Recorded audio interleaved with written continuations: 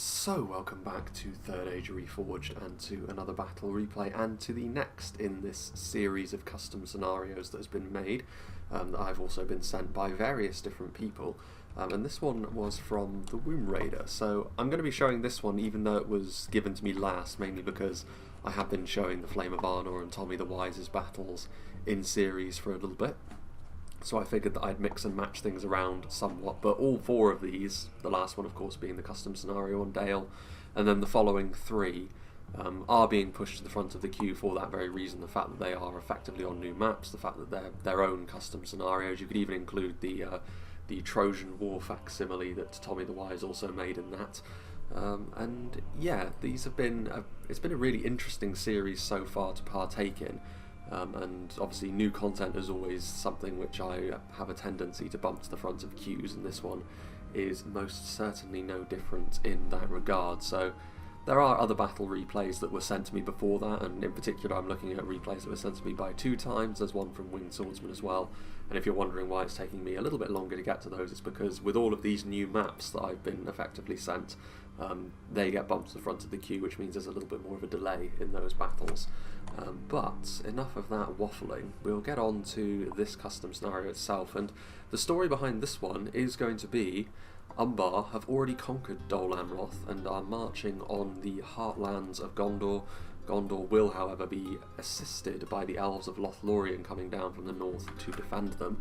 As far as what the actual settlement itself is called, the Womb Raider actually never thought of one of those, and he specifically said to me that I would have to try and think of one. But that's fine. I'm sure that there is a settlement along the Anduin beyond the lands of Dol Amroth that this would fit for quite nicely. And you can see that it's quite a complicated map in many ways. There's plenty of fortifications, plenty of little choke points that can be used, but there's also plenty more open spaces as well. So there's something for and against both the attackers and the defenders when it comes to how this battlefield may end up panning out. It is a 5v3 though, so the natural advantage, as always, will go to the attackers in a situation like this, simply because of the numbers advantage they hold, and not only a pure numbers advantage, but when you're talking about factions, especially like Umbar, but also Dol Amroth, they do have access to the kind of quality that may make things a little bit difficult when it comes to also holding the numbers advantage, but we'll see. We have famous Austrian painter who is playing as the first Umbar army. How very droll. Corsair infantry on the front, which you're going to have to at least have some sort of financial hit when it comes to playing as Umbar when you're on the attack. You do want to try and lean into the heavier Black Númenórean units if you can, but surrounding that with the right kind of support, and especially in the right kind of numbers, considering that you are going up against a very solid defensive faction in Gondor and a very high quality faction in general like Lothlorien, you are going to need to rely on having a well balanced force. And the Corsair infantry will allow you to do that. They'll offer you that little bit of damage at range and then an auxiliary light infantry unit in melee as well. There's a little bit of a gap just in behind. We can see Balagaya Footman, excuse me, which, considering most of Umbar's standard units when it comes to line infantry and the like, are a little bit more expensive. If you do want to fill your front line with something a little bit more affordable, the Balagaya Footmen are really your only option for doing that with, which means you're going to sacrifice damage, but they're perfectly serviceable as far as a unit for holding the line goes, because of the natural defensive affinity spears tend to have. We've got some Balakith Axeguard with the armour upgrade. When it comes to facing off against a primarily Gondorian defence, you always know that armour piercing is going to be very much at home, and especially when you can upgrade the armour of the Balakith Axeguard, they're a pretty decent unit when it comes to keeping themselves alive as well, at least within the class of unit that they operate in. And yeah, the armour piercing naturally always going to be useful against the Gondorians. Not too surprising to see the Alcarondas Legion here in force as well. Very often they offer Umbar that really solid central unit. They're fairly expensive, but definitely worthwhile. There's not too many forces when Umbar really put their mind to it that can outpower them in terms of infantry. Dwarven and Elven factions can do it. There's a couple of other human factions, and of course their precursors in Númenor are also capable, but on this occasion the Alcarondas Legion are going to be a very useful unit to have. The Balakith Shield Bearers are not quite as solid all round as the Alcarondas Legion, even with the armour upgraders they have here. But they do have that armour piercing, so they can, against the right factions, be a little bit more efficient, and against Gondor that would certainly be the case, especially with the big shield value they also come with. Less so against the elves though, but they wouldn't be the first port of call anyway. We also have some Belagire archers in here, which Umbar, one of those factions which can really make life very difficult for the attackers, as we've seen on a couple of occasions already, somewhat recently. The fact that basic archers, heavier archers can be used to really good effect on defenders, especially on more open settlements, as it means that you have to respond to them in some way. If you just allow them to run roughshod over you, this kind of archer, even though they won't do damage quickly, over time that damage will really start to rack up. So we'll have to wait and see if the Belagire are able to do that or not. And finally at the back, Harbingers of Castamere. To be fair, Umbar don't actually have too many options when it comes to really high-end units. Very, very often in a siege battle situation like this, you will see the Harbingers, because fantastic infantry unit, of course. The other options in this regard tend to be cavalry, and the cavalry it could be useful on a battlefield like this, but they've decided to go with the infantry on this occasion, as is usually the case. Then we have Tommy the Wise, who is a part of this battle replay, in spite of the fact that he didn't send it to me on this occasion. He's been one of the main supporters of the channel, actually, in the tail end of last year and the start of this one, so it's good to see him in another battle as well. Playing as one of the Dol Amrothian attacking armies, Tarnostian spearmen, very, very similar in terms of what they are going to be offering to the Belagire footmen of Umbar. Decent in terms of holding a line, keeping themselves alive, but certainly not going to be the most damaging unit in the world, especially not against the skill of the elves and the solidity of the Gondorian units. We have some upgraded Athalond men-at-arms, so they're a perfectly serviceable infantry unit as well. Good shield value for what they offer, but as with most of the regular sword and shield units from the Western Kingdoms of Men, nothing too special. You know, they will hold the line, they'll fight for a decent amount of time, especially with the armour values that they have in their current get-up. But yeah, I mean, they're not on the same level as something like the Alcarondas Legion, who can outmuscle other units in fights on a regular basis, but it's all about being efficient with this kind of unit for most of the Western Kingdoms. And elsewhere is where they will tend to do their damage. One such example are the Black Swan Renegades, a more expensive maceman than the Balakith Shield Bearers we've already seen, and a stronger unit in terms of their ability to deal damage as well. Though you do pay quite a premium for this kind of unit. Dol Amroth's damage dealing options are fairly limited, and in terms of armour piercing, this is really the only one you have that's going to be reliable, that's at your disposal. But where Gondor are concerned, if you do find yourself as Dol Amroth facing off against your liege lords, then Black Swan Renegades are a must-have.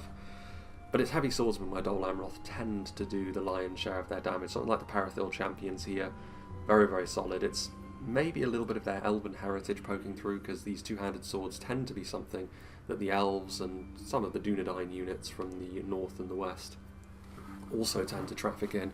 Most of the other Western Kingdoms of Men don't really put as much of an emphasis on this kind of unit.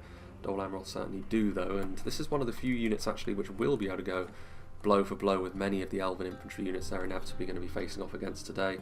Tirithea Marksman, a heavier arch unit. We didn't actually see too much in the way of heavy archers from the Umbar army we've already seen.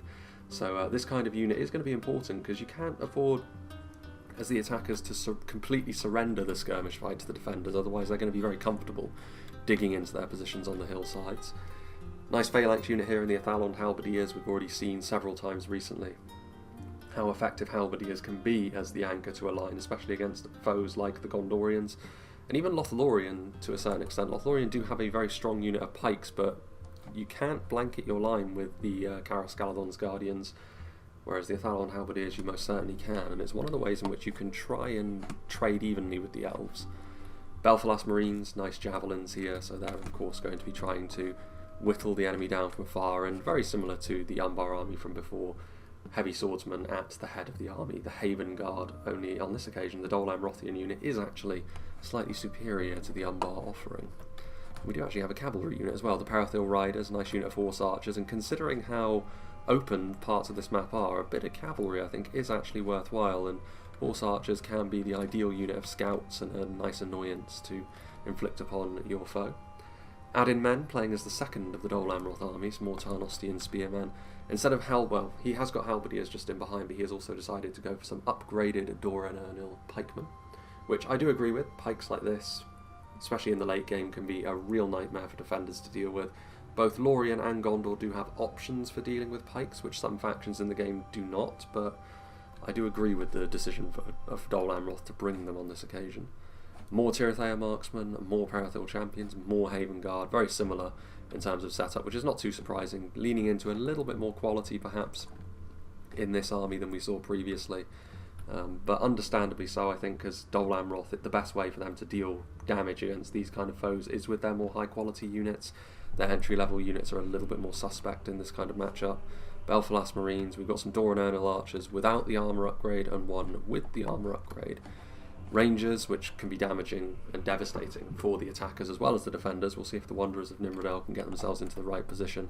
And then we have the Doran Ernil swordsman just to round things off. Obviously, certainly here just to make up the numbers, more of a militia swordsman, but numbers are an important facet of an attacking force as well, so they don't want to neglect that part of their arsenal too much. Then we have Winged Swordsman 44. Actually, is this perchance the battle that Winged Swordsman also sent me? I wonder. It's possible.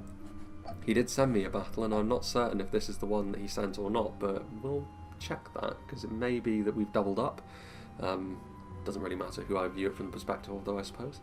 Naruna Aru Royal Guard, a very solid unit of heavy archers. This is where the general is, interestingly enough, as well, so the Harbingers will be able to be used a little bit more freely. Obviously, those Naruna Aru Royal Guard also have those spears that they can use. Already mentioned how useful pikes can be with the Doran Ernil pikemen and the upgraded Balagaya pikemen. No different, very much equivalent units to one another. And in terms of spears and pikes, I suppose at the entry level, Umbar and Dol Amroth are relatively similar, but from there the Umbar infantry focus becomes a little bit more apparent. Much of Winged Swordsman's army appears to be hidden in those trees, because that's all we can see from his force today. And finally, Sanket, playing as the final Umbar attacker. Naruna Aru Sentinels, very, very good unit of pikes this, and with the standard Balagaya pikemen, it's the sort of thing which the defenders will have to be very much on the lookout for as the battle progresses. We have got the unupgraded variants of the Balakith Axe Guard and the Balakith Shield Bearers. I do like the red colour scheme of Umbar, it's very appealing, but they will be a little bit less durable as a result of that, especially to arrow fire. Harbingers of Castamere once again, not too surprising to see more of them, as well as more Alcarondas Legion. And then we also have a Trebuchet over here, which, considering the long sight lines on this side of the map, may well prove to be very fortuitous for Sanket here. We'll see how quickly he decides to use those. Balagaya archers out in front. We've got some standard Corsair infantry once again. And right out in front, making sure no cavalry can sally forth, is a unit of Balagaya footmen blocking the bridge. Pretty high quality attacking armies this.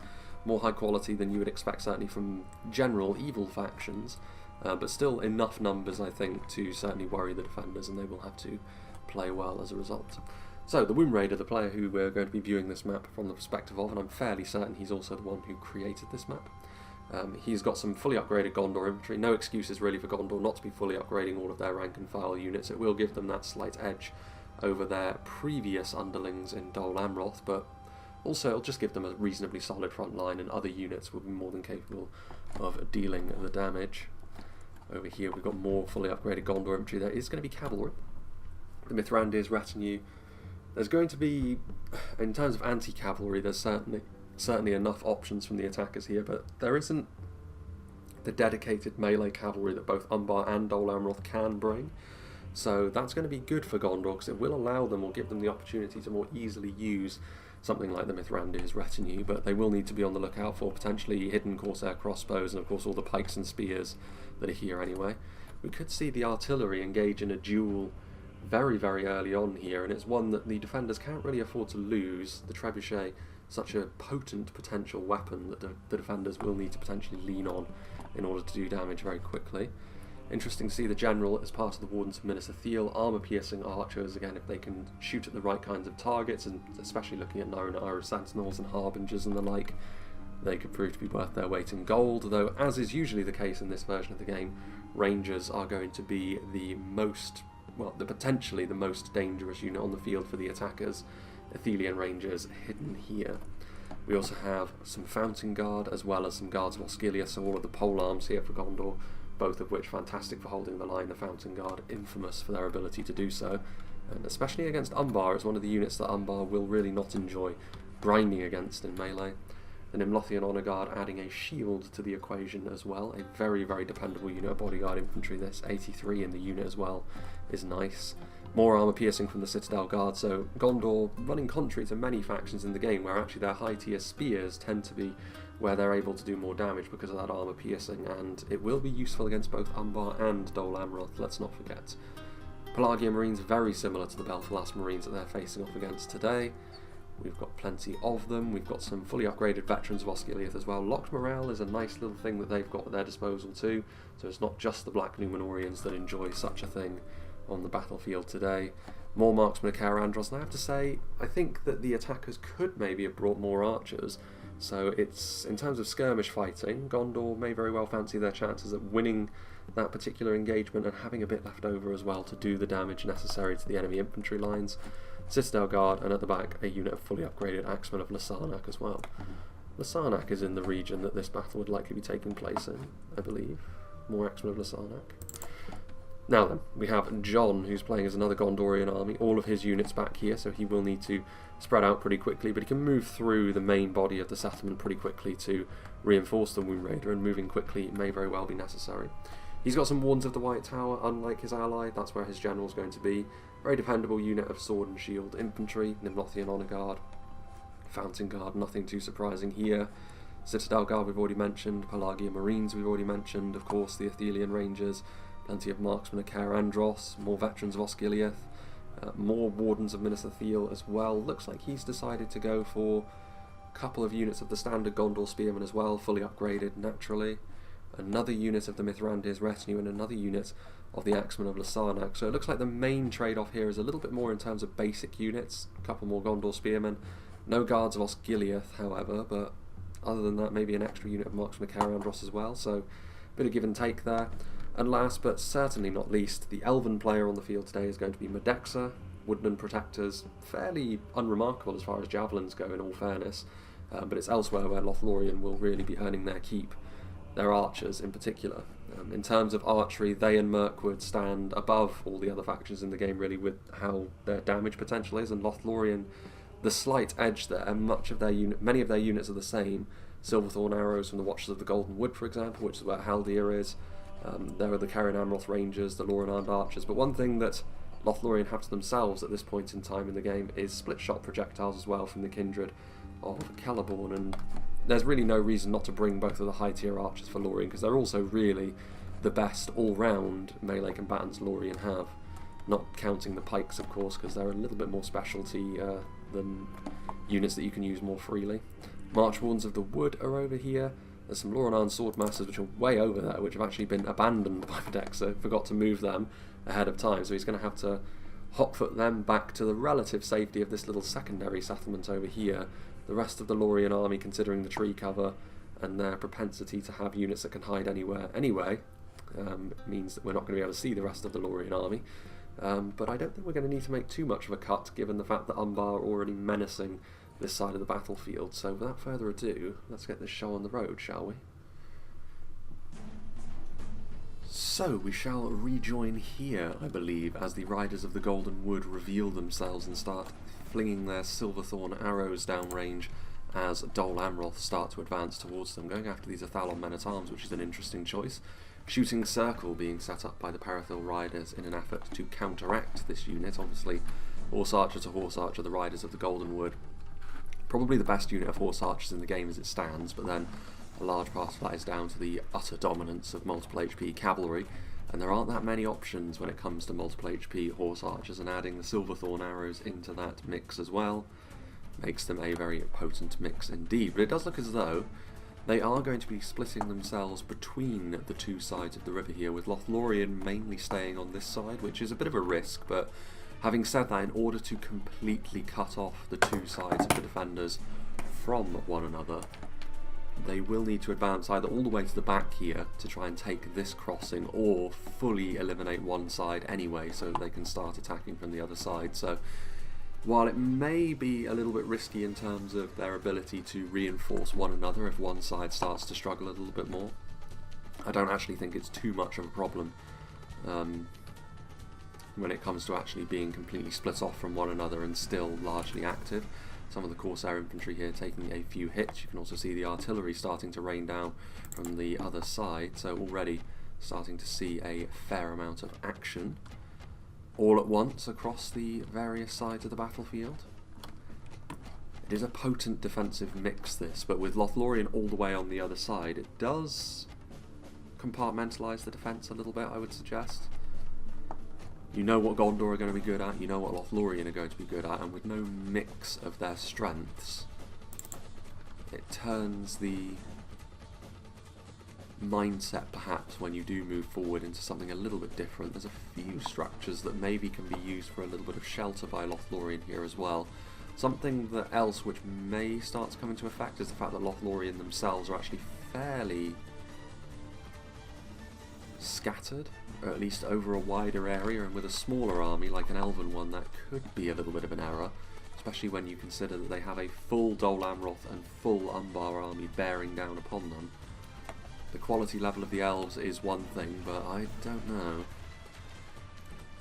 It's a fairly long way for those projectiles to travel, but if they see something that they feel is a good target, then why not? It's a big settlement to defend this though as well, and in a 5v3 that can make a big difference. Gondor are still defending from the front largely. They are trying to bank their shots, so it is going to be an artillery duel here. After the initial retreat, I suppose, from one another in the de facto grace period, I was kind of expecting the artillery duel not to actually transpire, but it has, and Gondor have got the better of it so far, with one of the trebuchets being destroyed. It's, like I said at the beginning, an artillery fight which it's far more important for the Gondorians to win it from their perspective, although it does look as though... Ooh, that was very, very fortunate. Is this going to be the hit that's needed? No. We'll see how that goes, but like I said, with each side losing one artillery piece each, it's something Gondor need to win far more. And even then, with all that ammunition being utilised, you could say they've already slightly lost out. Balagai footmen moving forward. The fully upgraded Gondor spearmen are going to be the better unit in melee, though this is certainly not one of the most decisive infantry fights in a siege battle that you'll ever see. As they start to creep forwards, there is a unit which is extending a little bit further forwards over here. Tirithea marksmen maybe trying to do what we've seen a couple of times of late, with heavier archers being committed forward from the attackers to try and play the percentages a little bit more, try and wear the defensive skirmishers down, but it hasn't really gone very well for them. They've moved forward, but they have immediately had their nose bloodied by a very similar unit to them at range, at the very least, in the marksmen of Caer Andros. Tarnostian spearmen, are they going to move up? There are two routes that can be taken up here.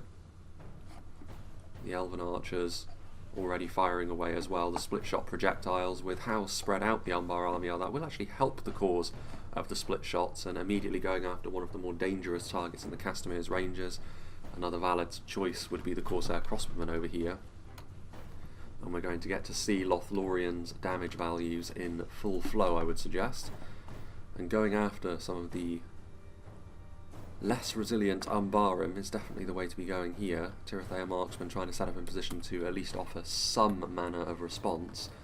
And with Black Swan renegades also following through, we see the Lothlorien units reveal themselves. So there was a fair amount of hidden units, as you would expect over here. You could tell that from the minimap. Staff Masters, Spears of the Wood, March Wardens, a lot of basic units over here, but also a few units of Loren-armed Axemen also mixed in here, and those damage values and just the general quality is going to be more than enough to deal with at least the basic Dol Amroth units. The Black Swan Renegades as well won't be able to trade fully evenly with them, but if you see some heavy swordsmen move forward, that's how Dol Amroth could start to make this work for themselves.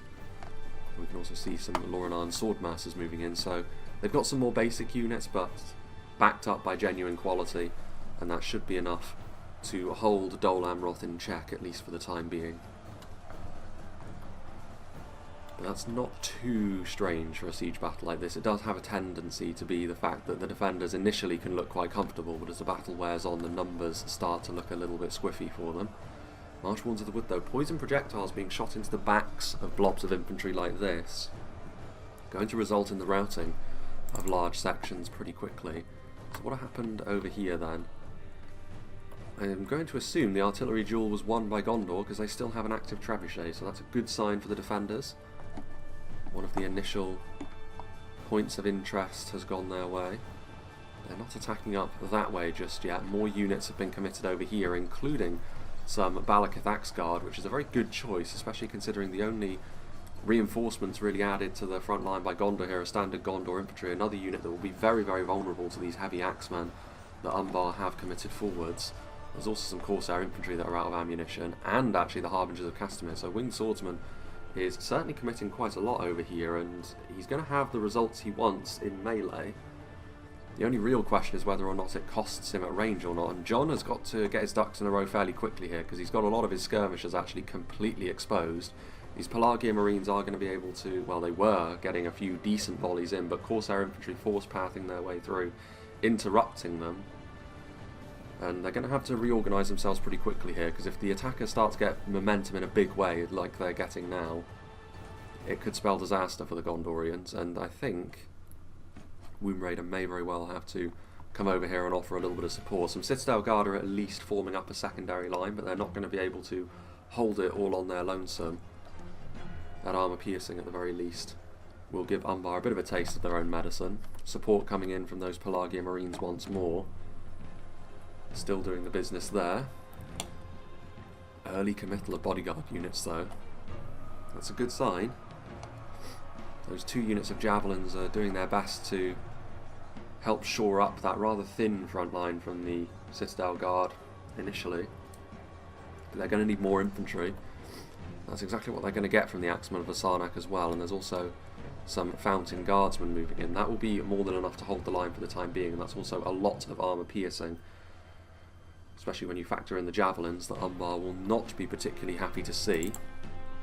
Over here, meanwhile, once again we're seeing really the momentum game being played. Umbar mass pushing their way through Lothlorien, and this is what I was kind of afraid of from Lothlorien's perspective. When we spoke earlier on about Lothlorien spreading themselves out over too wide of an area with too small of an army, as the elves can do, you can't blame the opposition when they decide to try and use a blunter tactic like this to try and get your army out of the way. Trying to fight one-to-one more, quote-unquote, honourably, I suppose you would say, against the elves is foolish when you can do something like this.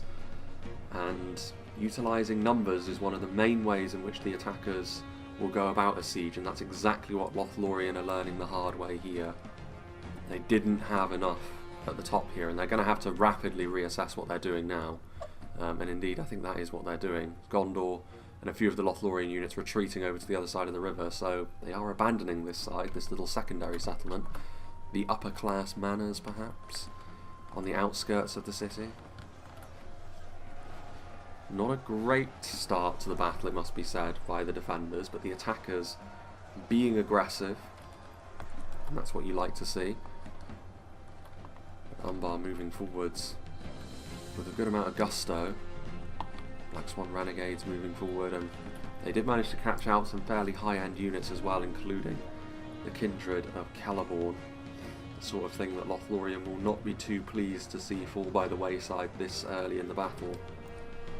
But we'll keep an eye on what happens there. Meanwhile, over on this side of the battlefield we are starting to see Umbar move across this side with a little bit of support from Dol Amroth. I don't know what the Womb Raider was trying to accomplish by doing this. Maybe trying to get some units to commit themselves and then shoot them in the back with the marks from the Caer Andros, but once again the attackers are dealing with this pretty well, simply with these units with their backs to the wall and then having javelins thrown at them. It's not ideal from a defending perspective, and I do think the defenders are panicking a little bit across the whole of the battlefield really, and they need to sort themselves out fairly quickly, otherwise they're going to pay the ultimate price, I fear. They've managed to do so over here. They've managed to stabilise the situation, and Umbar are no longer pushing Gondor aside with sheer numbers. Instead, Umbar appear to be trying to settle in for a grindier fight, more reliant on pikes as they push forward, trying to go polearm to polearm against the Fountain Guard, committing forward more numerous units of their infantry and also getting into place their skirmishers. So even though the momentum isn't necessarily fully on their side anymore, I do still like the way that Umbar are approaching this particular engagement. Of course, their crossbows are such a dangerous thing to deal with as well. Not the sort of thing Gondor can afford to let simply be.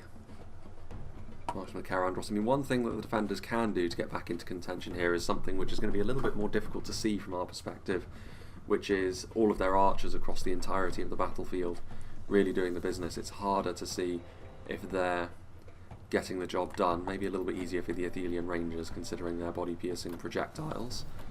And we are now starting to also see a push up this way as well. And once again, the Gondorian line looks far too thin for my liking. They've been trying to get away with far too little on the front lines here. And once again, the attackers showing a lot of competence, a lot of awareness in terms of how to deal with this. They push forward, very thin front line, very undermanned.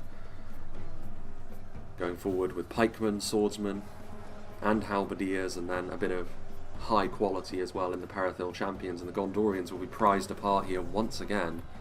And again, their answer is a unit of standard Gondor infantry, which is not going to be enough in the face of the Perithil champions. They really need to sort themselves out here, Gondor, because it's not been a particularly great start from them. I say Gondor, the defenders in general. Probably the biggest defender actually has probably been Lothlorien, given the fate of their army on the top of this hill. It's not as if the attackers have managed to get this engagement done taking no casualties, because it has been a very bloody fight, but certainly a more efficient engagement from the point of view of the attackers here. Little interesting footnote though is that the Staff Masters are at least still partially alive, a sign that their high melee defense is coming into play. Black Swan Renegades moving forward. Moving across the river is not going to be the most appealing of tasks, it must be said. Especially given the fact that not only when they get through the initial choke point, they will have to go through yet more thin choke points up here. But they have the numbers still to do that, based upon their performance so far. Oof, those Athelian Rangers have been harshly dealt with, and I would assume crossbows have had their part to play in that. Gondor infantry are over here. This is still the engagement you would say that Gondor are doing the best in, even with the casualties taken. Fountain Guard are still fighting hard on the front line, and over here at the very least the quality of Umbar's troops on the front line has started to fall apart a little bit. Winged Swordsmen did commit a lot of quality early after all to get that initial burst. That isn't really the case any longer. Fountain Guard and Pelagia Marines are here. Meanwhile, a little further back, Gondor once again stabilising themselves to a certain extent over here, built upon their Citadel Guard, backing up some of their more basic units. Axemen of Lasarnak as well, with a bit of an armour-piercing spike, will do decently. The Trebuchet as well will really help out, and that should be enough to fairly quickly break off this unit of Tarnostian Spearmen. So what did look a little bit dicey over here, once again the Gondorians in the middle of the battlefield at the very least have managed to stabilise the situation, and if they can start to do damage quickly to the Dol Amrothians as they try to push into the settlement, that is one way in which they can start to claw back some of the losses that they've already sustained. Over here, I'm still not entirely certain what the thinking was behind this. Whether this is a sacrificial block of units to try and absorb a lot of ammunition, I really doubt that that's worthwhile. You'd honestly be better off trying to throw them into melee and see what they can accomplish. I don't know whether the Wound Raiders even notice that's happening. Some Athelian Rangers that are hidden. Sanket, I mean, part of the problem Sanket does have is transitioning his army across those bridges. There's still a lot of his army that is way further back. So maybe he doesn't feel confident enough to really start the engagements over here in earnest, in spite of the fact that it's not the biggest section of the Gondorian army, this. And with a quick strike, especially given the gaps the attackers have already found, that could be the way forwards for them. But I don't know. Looks like they are now actually choosing to engage on the front line, which is, I think, actually a little bit of a mistake from Adin Men. There was no real need to commit these Belfalas Marines to a fight that they're clearly going to lose against Guards of Osgiliath and Citadel Guard. He could simply have let them be. Anyhow. Tirithaya Marksman firing away, Mithrandir's retinue now charging forward. But there's going to be no way through. Once again, the attackers had the forethought to send forward a unit of spears first to make sure that the Gondorian cavalry could not escape. And we're not now in the part of the battlefield. We didn't really see too much of the open plains, only a little bit of back and forth between the horse archers. In the confines of the settlements, cavalry is going to be more difficult for the defenders to use, though not impossible. It will need to be a late game tool. Horns of Minas Ithil, what are they firing at? Anything useful? Hopefully not just this blob of highly run-of-the-mill Dol Amroth troops. We'll see. What about over here? How's Winged Swordsman getting on? Again, a bit of an aggressive push with Balakith's shield bearers being utilised and the Gondorians being subjected to this kind of pressure once again. They're not quite as effective at this as the Great Shield Infantry from Angmar and Mordor, certainly, but the Balakith shield bearers can still be used for this sort of thing. I think in the upcoming patch as well, it's more intended that they will actually be genuine Great Shield Infantry, which gives Umbar a fairly interesting tool. But perhaps that's a bit of a sneak peek at what they will be like in the future. Oof. Trying to expedite their path through though, because more hits from the artillery like that is going to be bad for Umbar's continued existence. The Balakith shield bearers as well, pushing in this aggressively into the action of Lasarnak is risky, because it's very likely they'll end up routing under the high amount of armour piercing damage that they're capable of doing. And as much as the front line is starting to creak under this sort of pressure, it looks like rotting meat as well being added to the equation. They're going to need more infantry here to make this genuinely stick, and unfortunately for them, they have largely committed pretty much all they have, and Dol Amroth don't really have much else to give either, with Adin men trying to make things work over here. So the question now is whether the two outer choke points can also be pressurised by the attackers, because there's only so much longer that Adin men and Winged Swordsmen are going to be able to continue their assaults for. Adin men has once again found some gaps, but this is one of the better opportunities for the Mithrandir's retinue to start earning their keep, and with Lothlorien Honour Guard on the way, being made up of halberdiers makes the job of the cavalry that much more difficult though. Over yonder, they've been trying to maybe take the slower approach over here, the attackers, but with two of their armies' strengths still bound up over here, they can't afford to be this slow, I think, the attackers. They need to move forward a little bit more quickly than they're currently doing. Like I said, if the central attack does completely fall apart, it's a real sign that the defenders are starting to turn things around. Balagai footmen are shaken. Around warriors and woodland protectors, or javelins. One of the reasons why perhaps they don't want to be moving forward quickly, but like I said, I really think they need to, and it's not as if this is a really scary position. Most of the frightening things are actually the ranged units, and with, as we've already seen, a bit of high aggression could be enough to sweep aside a slightly undermanned infantry force on the front, even with javelins and split-shot arrows coming your way. Balagai footmen are wavering. Corsair infantry trying to get onto the front line as well, but a bit of a wet noodle fight here, as Pelagia Marines are the holding unit, and Spears of the Wood, the least damaging of all Lothlorien's dedicated infantry, but they'll do the job just fine against the kind of forces they've been matched up against here. So what about over here? Are they making any progress now? They are moving forwards at the very least.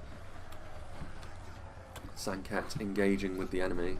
Citadel Guard and Fountain Guard, however, holding the line. So for the time being, Umbar will be held at arm's length. This little force as well, as much as it well, I guess maybe actually the attackers have played into the Womb Raiders' hands, considering the fact that initially they were just shooting them up against the wall with javelins, which they really should have continued to do, honestly, because it would have been a worthwhile use of javelin ammunition to completely demolish a unit of pikes and high-end armour-piercing spears, but to send in units that have got no chance of beating them in melee just to be slaughtered is a little bit foolish. Balakith Axguard, March Macair Andros firing away, having to loop their shots a little bit, but This sort of support will certainly help their cause. And over here, it does look as though Dol Amroth are being turned back. The Belfast Marines now, the furthest ones into the settlement, but they're already broken and fighting to the death. Not a great sign for them. Still some Ethalon Halberdiers, still a few basic units here and there. The slightly more dangerous from a Gondorian perspective Black Swan Renegades are still alive, but unfortunately for them they're facing off against something as strong as the Nimlothian Honour Guard, so that won't matter too much. There's still a few Dol Amroth units further back down. Sanket has got a lot of units way over there. I don't know why. I mean, one unit of shield bearers. They're on the way back, I guess. By the time they arrive though, Dol Amroth's assault will certainly be a thing of the past. And it was worth mentioning, Adin Men did send over a little bit of support to help out Sanket. We did see them earlier on, Belfast Marines. A couple of other units. Was that really necessary when that assault wasn't underway yet? I don't know. Especially now that his assault is starting to peter out a little bit. Over here, Parathil Champions, again, he's committing some of his resources over here instead. And in all fairness, with Parathil Champions and with Doran Ernil Pikemen added to the front line, that may be enough to actually give the attackers a victory over here. Also the very, very solid Naru Naaru Royal Guard joining the front line too, and it does look like Gondor are running out of units to commit to help this out, and you have to say that many of their units were dealt with fairly quickly early on by the hyper-aggression, so maybe there is an overall method to what the attackers are doing. Nornard Axemen are a little bit more depleted. The presence of those pikes on the front line though means I don't really think they need to be trying to burrow into the lines in the fashion that they are. If they leave it as is, slowly but surely, they should be just fine. Balagire Archers offering a little bit of support, trying to deal with the supporting cavalry, which has been trying its best, but it's very difficult when you're in a settlement like this, a bit more labyrinthine, to really do as you please. This choke point still being held. Lorenan Swordmasters doing very nicely on the front line. Arrow fire being traded back and forth. Parathil Champions and Balagire Archers up on the slightly higher ground on the other side of the river, so the defenders don't have a monopoly on taking up good positions with their archers at this stage. But you can see in the background there the split shots connecting with the Balakath Guard. There goes Winged Swordsman's General. Good signs perhaps. The Balakath Shield Bearers do have that good shield value of course, but it's a fair amount of damage that's being taken there. Plenty more reinforcements still to come over here. If it came down to it, I'm sure the attackers will be able to get through over here, but it's a case of reinforcements and also a case of how much ammunition Lothlorien still have left. They didn't really have a great deal of opportunity to use all their ammunition on the other side of the river, so they should still have a decent amount of their ammo left. Parathil Champions extending themselves a little bit too far beyond. The Nimlothians will be able to clean them up, but the main body of this front line, I'm surprised actually. Reinforcements have arrived perhaps? Because I would have thought the presence of those pikemen would have allowed them to anchor themselves in position and last longer than ultimately it looks like they're going to be able to do. So I don't really know what has transpired over here, but a little bit of an unfortunate situation perhaps for them. Got a few more units, but stuff like out of ammunition archers is just sort of like the last throw of the dice really, just to keep the attack going as long as possible and maybe see themselves be victorious elsewhere. Warns of Minas Ithil are on their way over.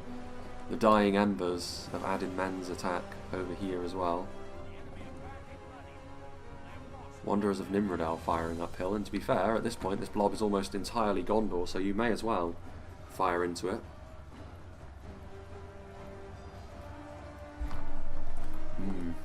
Balakath Shield Bearer's defeat, almost a certainty.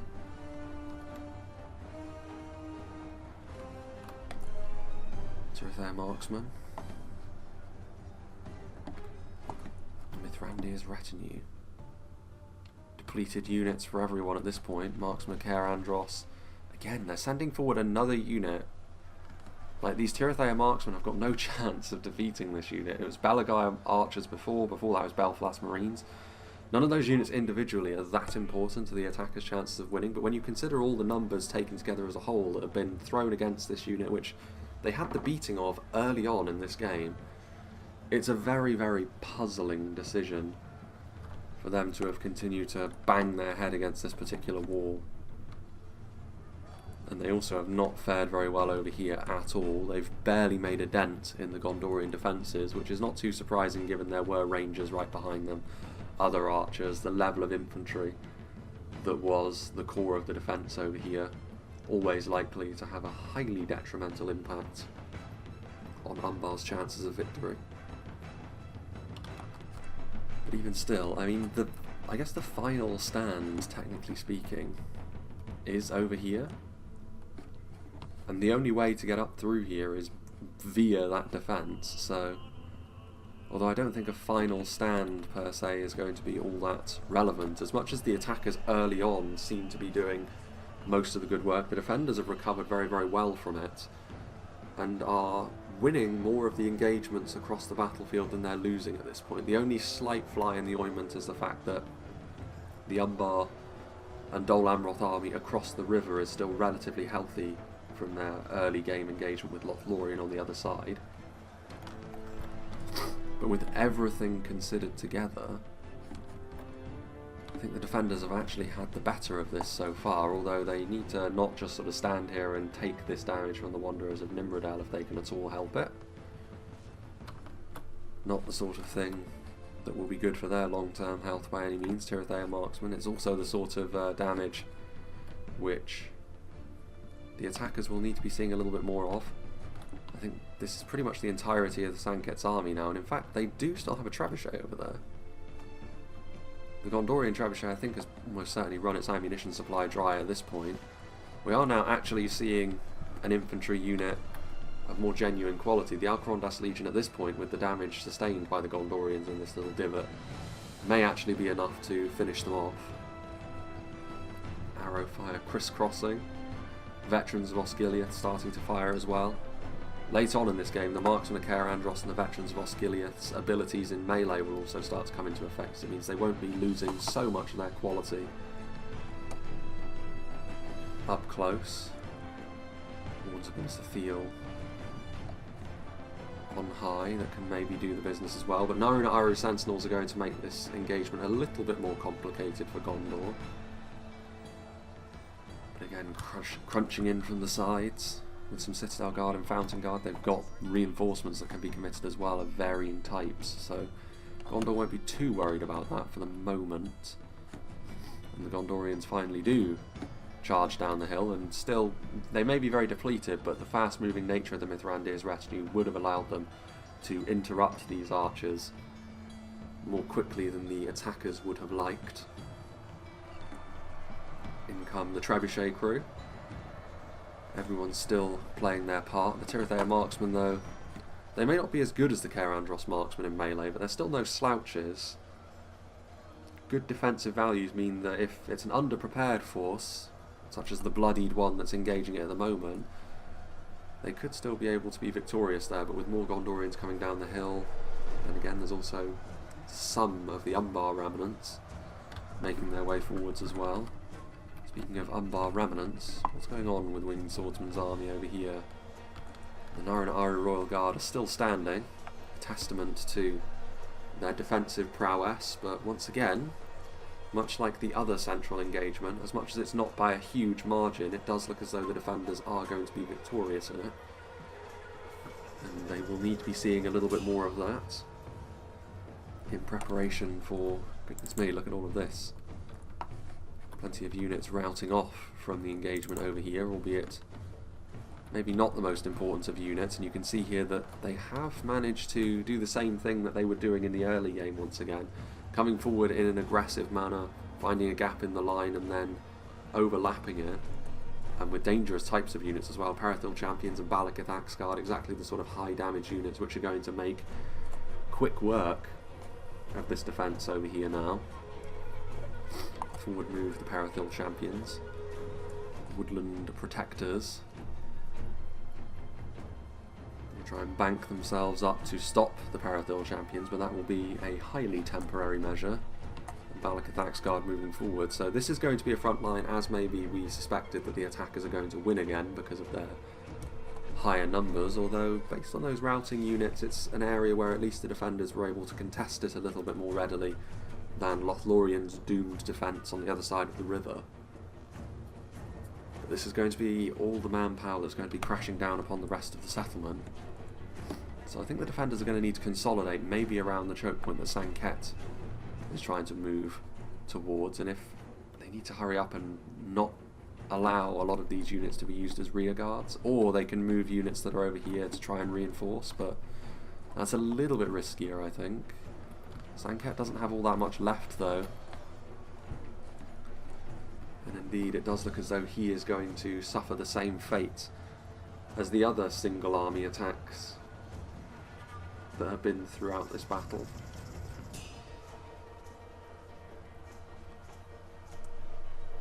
Wardens of Minas Ithil, still with ammunition. That, I would assume, is probably Adin Men. Is Dol Amroth army placed under the most duress so far? No, actually, so that must mean it was...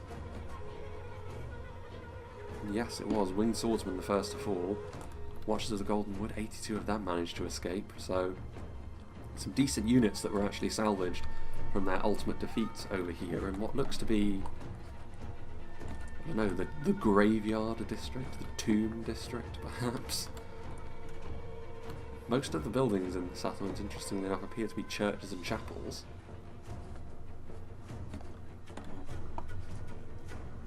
What have we here? Parathil champions, still a fast mover, so they can make the consolidation of the defenders fairly awkward if they so choose with this kind of unit. The amount of damage the Parathil riders are ultimately going to be able to do is probably pretty limited, but we'll see.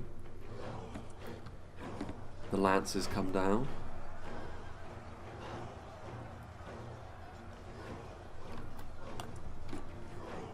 On the Mithrandir's retinue, and that surely is going to be that. For Dol Amroth, at least Adin Men's Dol Amroth forces over here. Tommy the Wise arriving to take up the mantle. And indeed there goes his general. Possibly the very last of his army to fall, and Sanket will also be going the same way very, very quickly. So we're approaching the final 10,000 frames, and as per usual it seems that is going to be the signifier of the final phase. The attackers were victorious on that one choke point. Are the two armies over there going to be enough to finish off what remains of all of the defenders? It does look as though they're going to be moving back to the final stand. There is a lone ranger on the side over here. Even one ranger is still worth it to preserve if they still have ammunition left. Players admitting defeat. As much time as can be bought is going to be worth it here. Still a unit over here apparently. Yes, the Woodland Protectors finally defeated.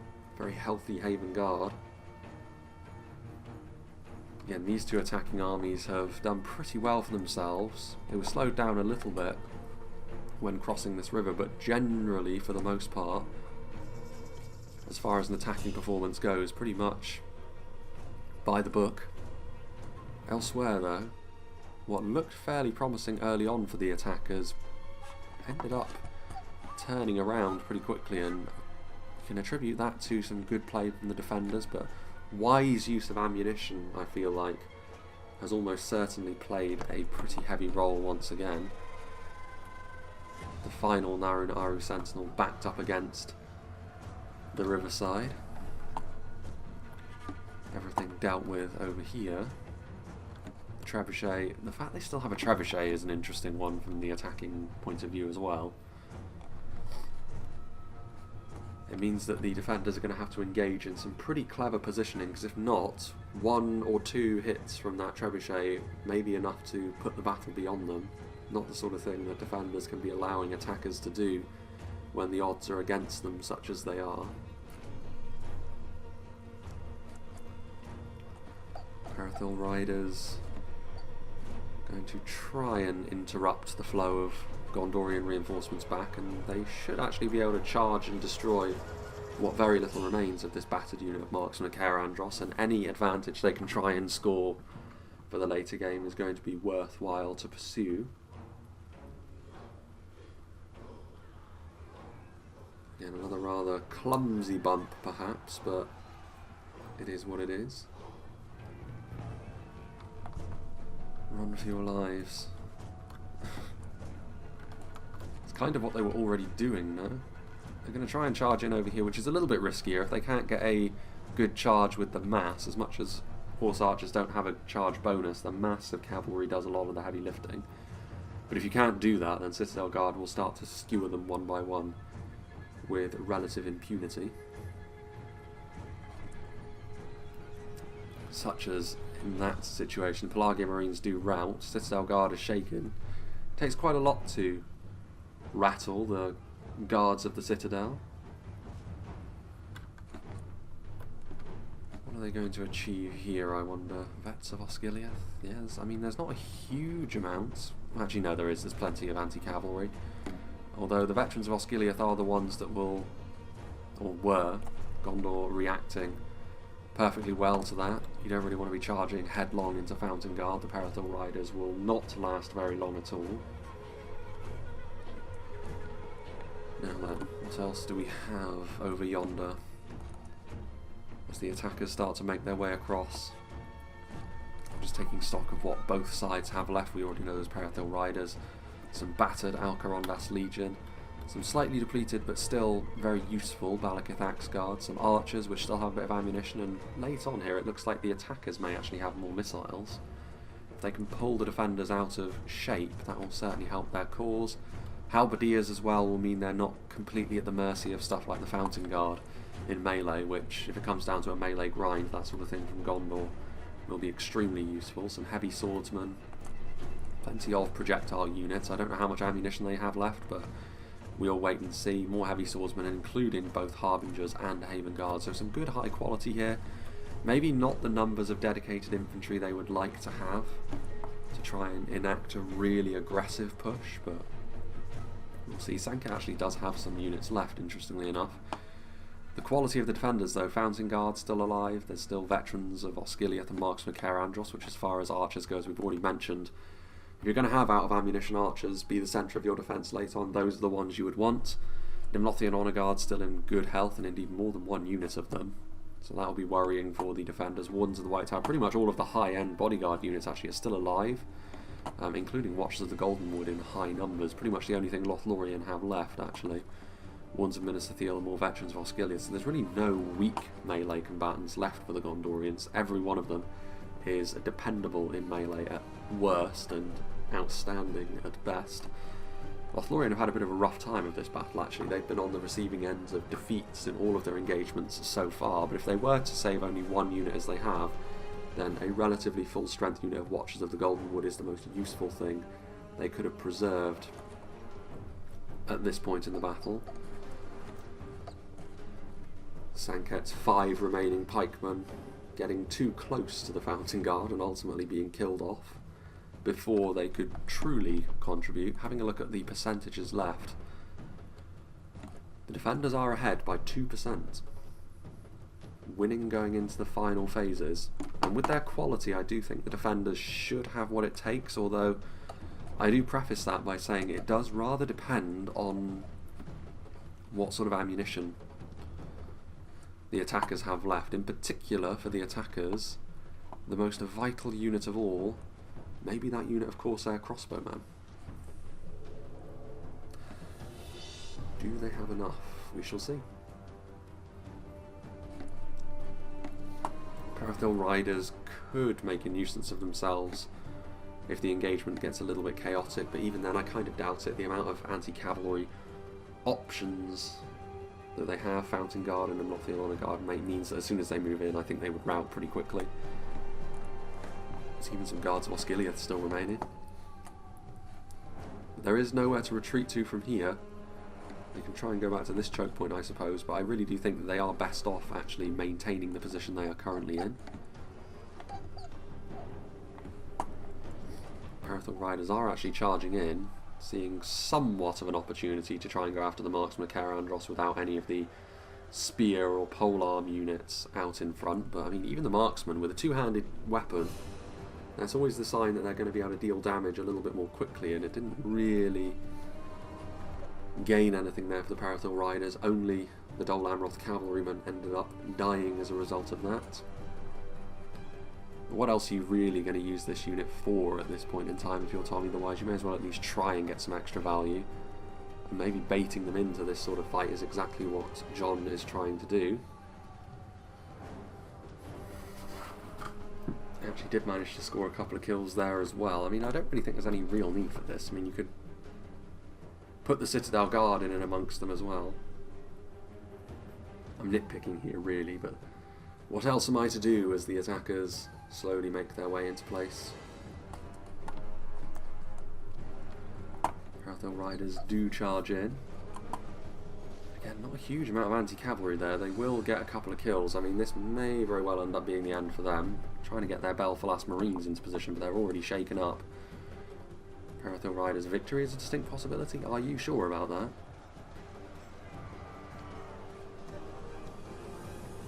Belfast Marines do stabilise themselves, but with Watchers of the Golden Wood on the way forward, a little bit of a counter-attack now from the defenders, drawing them in, and ultimately those Belfast Marines will end up isolated.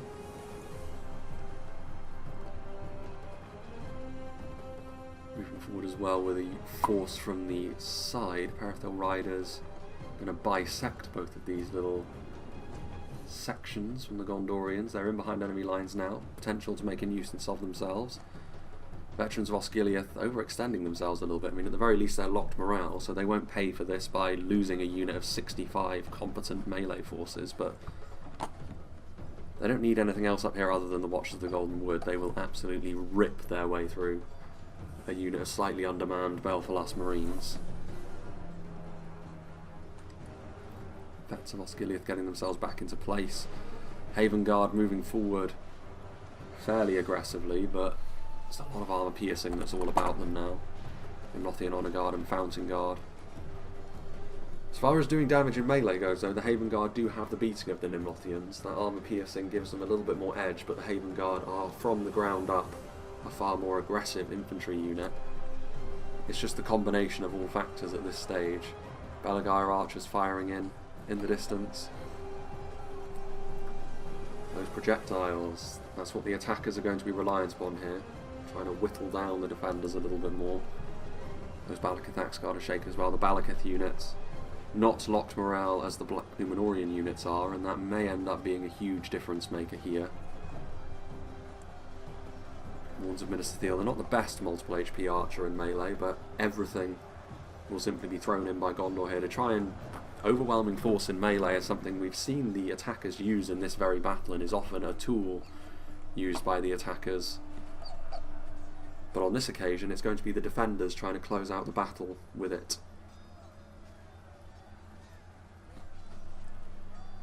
Arrows coming in still. More Belagair archers. In come the Harbingers of Castamere. This central area of the Gondorian army is probably where they're at their weakest. Halberdiers and heavy axemen were there previously, after all. Lots of armour piercing and now some high quality from the Harbingers as well, but again, the locked morale of the Veterans of Osgiliath, that's where it will really earn its keep. And those two units of Wards of Minister Thiel and Athelian Rangers still with a little bit of ammunition left, so the defenders not completely spent in terms of their ammo supply yet either.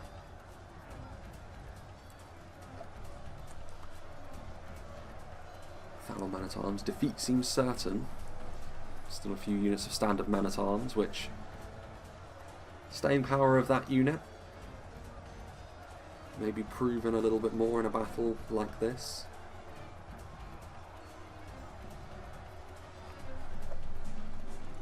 What we've got going on over there? Still Wardens of Minas Ithil firing their missiles.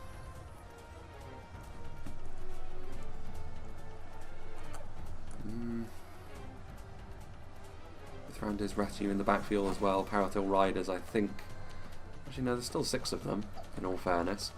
Yeah, these Corsair crossbows, like I said, really the most important unit the attackers have to their chances now, and Lothlorien, seeing the danger, moving their Watch of the Golden Wood in, and Corsair crossbows, very much glass cannons, a single-purpose unit, doing damage at range, taking damage in melee and at range, is certainly not something they're built for, as we have seen. Veterans of Osgiliath actually outlasting the Parathil champions here, but it's mainly due to the cycle charging of that very depleted Mithrandir's retinue. So every part of the defending army still doing its bit. There goes Tommy's general. That's enough to cause most of the regular units they still have to become shaken, so I don't know how much longer they're going to last in melee. Further back, into Minas Ithil scurrying their way forwards. And the quality they had managed to save until the late game here has been one of the saving graces of the defenders. The fact that they've had this very, very dependable force to rely upon to deal with what the attackers had remaining to them. Which is surprising, considering some of the aggressive pushes. I'm surprised the defenders weren't more tempted to make more active use of stuff like the Nimlothians. We did see them used, of course, but the panic button could have been pressed, but it wasn't. Very, very good use of their skirmish ammunition as well, considering how the battle started. In a 5v3, when the battle starts that poorly for the defenders, it's going to be very, very rare that you see them recover from that in the manner that we've seen in this battle here.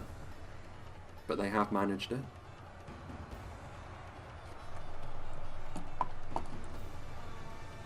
And now it's only a matter of time. Harbingers of Castamere will be last over here. The Athalon Halberdier is already broken and fighting to the death, so Umbar will have to fight in more effective terms anyway, on their own from here. Wardens of Minas Ithil still firing away as well.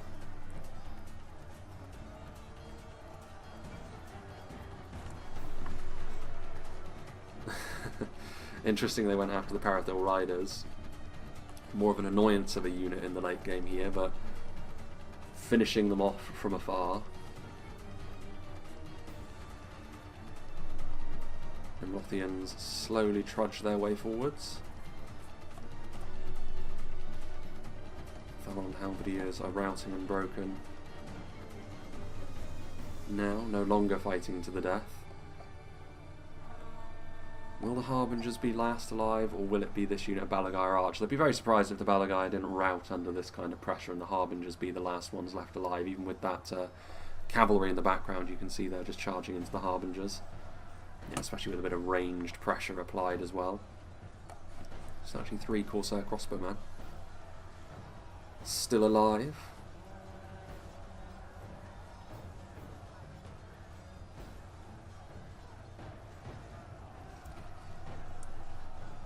Fighting to the death still. What are they fighting off against now? Just a couple of units of Nimlothian Honor Guard that are left behind. They are wavering, but still so far fighting. Can they outlast their far more elite brethren? No, is the answer to that. I seem to have perfect timing when it comes to that routing now. It's a sign maybe I've witnessed the game far, far too much. And that is going to be that. I mean, I don't think we have anything else other than a unit we can... No, that's it for it. So it's going to be, I guess, the Corsair crossbows, maybe? No, they're running. Ah, the Trebuchet from Sanket. It's taken the long way round. Presumably because the artillery didn't want to cross the bridge, so it instead decided to go over the land bridge. Let's go to ×2 speed. In fact, no, ×6. There's no need. They're going to rout almost immediately on contact.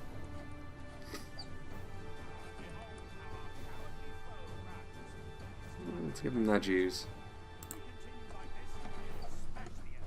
They didn't do so badly there, considering artillery crews are next to useless in melee. And a well-fought victory it was, on a very neat little map, this one. This sort of cityscape style map where it's more about the fight that happens within the settlement rather than keeping them on the fortifications on the outside, as you will see in many of these standard Medieval 2 maps. But yeah, I like this one from the Womb Raider, a very, very nice one. A nice theme as well, actually, in spite of the fact that it's not necessarily good versus evil. You can certainly see the logic behind Dol Amroth being conquered by the Corsairs from the south. But I think a well-earned victory there from the defenders, especially considering the recovery they had to go through from the early stages of the game, like especially Lothlorien's fate on the other side of the river. Seeing that was a worry, and in the end, the attacking forces that were over there were constantly had the upper hand, but by the time they came to trying to take the final stand, they'd taken enough damage, and the defenders over here hadn't taken enough damage, and that's fairly telling, I think. The fact that the Dol Amroth army and the two Umbar armies sort of fighting alone, essentially, in their chokes over here, weren't able to get the job done, even though certainly I thought the early gameplay from Winged Swordsmen and Add-in Men finding gaps was actually pretty good. Maybe there's a case for saying, though, that they weren't quite aggressive enough. Maybe once those gaps had been found, they needed to commit forward like their whole army, instead of the fate that we saw. But that feels like nitpicking to me, because I feel as though they did pretty decently early on. And I feel like we just have to give the credit to the defenders. They used their ammunition wisely, and they used their infantry wisely as well. The quality they had in the late game really made it next to impossible for the attackers to win from there. If they'd used their crossbows perfectly, maybe it was possible, but positionally there was no real way to do that without putting them in harm's way. And of course, immediately when they did that, the defenders made a beeline for them. Let's see what did the damage for both Gondorian armies. Plenty of kills, not many getting under 100. Trebuchet actually not being as decisive maybe as I thought it might have been. A few decent hits, cause of a bit of routing as well, so certainly not terrible, but not as devastating as we've seen artillery be in the past. But the rest of the army performing very, very well. Mithrandir's retinue in the end proving to be a very worthwhile inclusion, and it is a sign maybe that one or two defending armies should always have a cavalry unit like this, because it can be used so nicely, not only for kills but also for routing.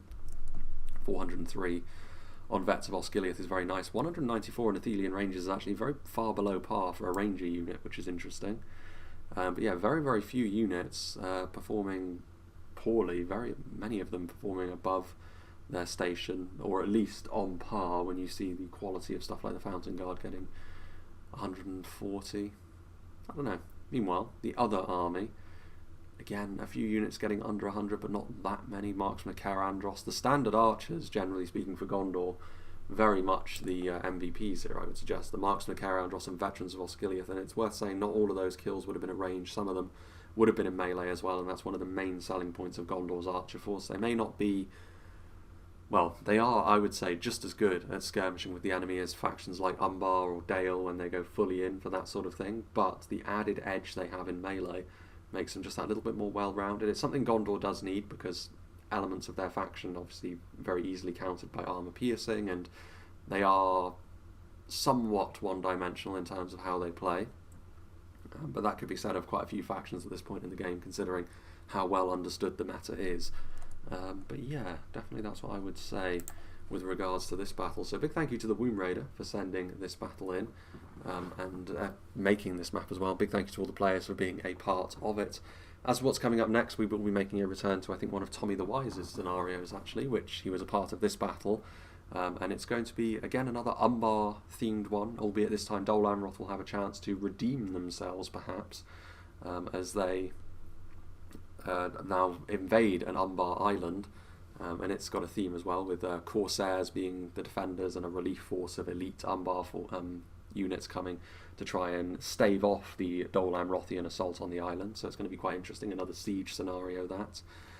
We've seen a lot of the evil men lately, actually, in these scenarios, because the one following that is probably going to be Rune and Mordor trying to take on Candish rebels once again. So a bit of an interesting theme that's developed. But following on from that, we've also got in the further future a updated version of Thranduil's Halls, which Flame of Arnor made. So a lot of these custom scenarios being made on all new maps, which is really heartening to see, honestly. It's nice to not see the same old maps utilised again and again. And it's good to see that people still have that fire lit to create these new maps, and that's exactly the sort of thing that we need to keep us going ahead of the next patch coming out. So more is always going to be a good thing, I think. So yeah, big thanks to all the players once again. Hope you enjoyed this, and I hope you'll join me for whatever is next.